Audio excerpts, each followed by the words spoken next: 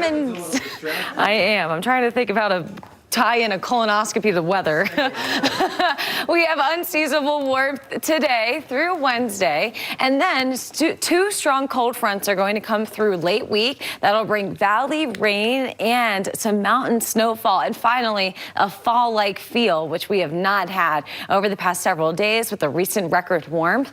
We are in the low 60s to start in Ogden and Salt Lake, still mid-50s in Provo, low 70s in Moab, and 60 degrees in St. George. You can see on radar and satellite we have a few clouds in the eastern part of the state and even a few showers. Generally, these showers will dissipate a little bit through lunchtime, but as more daylight comes through, more energy, we have some isolated thunderstorms and showers likely to redevelop in the southeastern part of the state and in the higher terrain of central and southern Utah.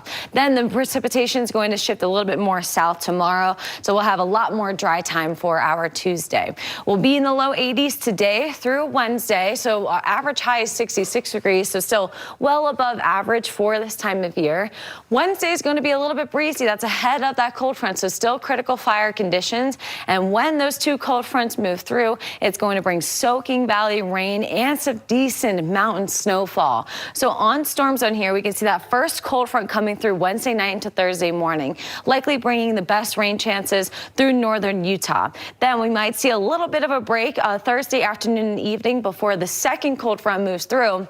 And this is the stronger one. That's with the low pressure system, and that's going to bring a decent valley rain. And look at all the blue coming up there on storm zone. Looks like possibly 6 to 12 inches of snow possible for our mountains, and possibly even higher. Of course, we'll keep an eye on that as the work week progresses. Central Utah today, we have partly cloudy skies generally with highs in the mid to upper 70s. Southern Utah, upper 70s in Cedar City, upper 60s in Loa this afternoon. For St. George, we have the upper 80s. So it's the southeastern side of the state is the one that has a little bit of that isolated rain chance. St. George staying dry, falling into the low 80s by Thursday, then 64 degrees by Friday with a chance of rain.